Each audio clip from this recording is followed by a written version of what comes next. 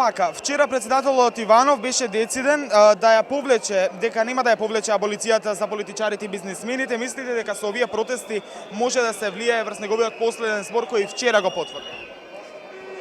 Сите методи, сите инструменти, а особено гласниот крик на граѓаните, се вистинскиот начин да ги промениме одлуките. Прво да ги промениме незаконските одлуки, а оние кои што ќе глумат тврдоглави, после известно време и нив да ги промениме. Затоа мислам дека станува јасно по улиците на Скопје дека не се излезени политички партии, дека не се излезени коалициони партнери, не се излезени дури ни невладени организации. На улиците на Скопје се граѓани на оваа Македонија, на кои им е преку глава од ваквото однесување на криминална власт која сака да ја криминализира цела Македонија. Госпоѓа Радмила, ќе прашам, мислите дека народот е посилен од меѓународната заедница и политичарите во Македонија?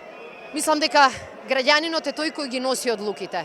И кога тој ќе стане на ваков начин, кога тој ќе тргне, нема сила што може да го запре.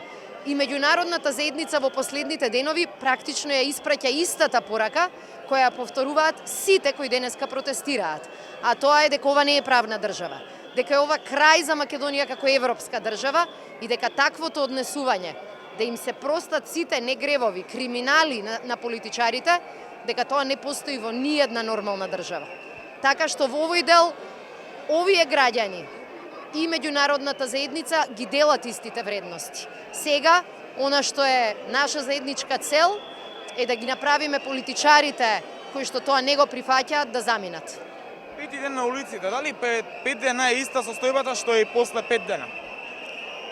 Ништо не доаѓа преку ноќ и ништо не се случува брзо. Заре мислите дека луѓето кои после власт треба да заминат во затвор, сами ќе ја отворат вратата на затворот? Не. Со сите сили ќе се држат за единствените инструменти кои досега ги спасувале, а тоа е злоупотреба и нов криминал. Затоа овие граѓани, затоа сите ние заедно ќе покажеме дека нашата решеност и нашата сила е поголема. Треба да искористиме се што имаме на располагање, Македонија повторно да биде нормална земја. А тоа го знаат веќе сите. Со оваа власт Македонија не може да биде нормална земја. Никаде во светот човек што доброволно потпишал капитулација не се вратил на власт. И никаде во светот човек кој што ги уништил универзалните вредности, слободи и права, не се вратил да ги возобнови тие вредности. Промените ќе се случат и од тоа бегање нема.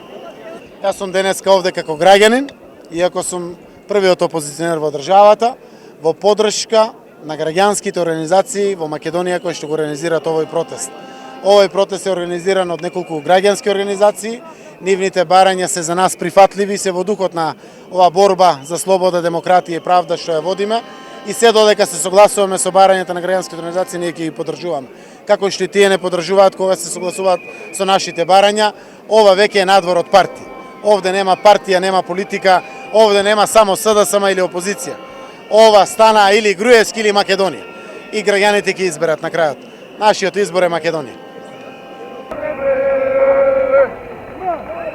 Македонија!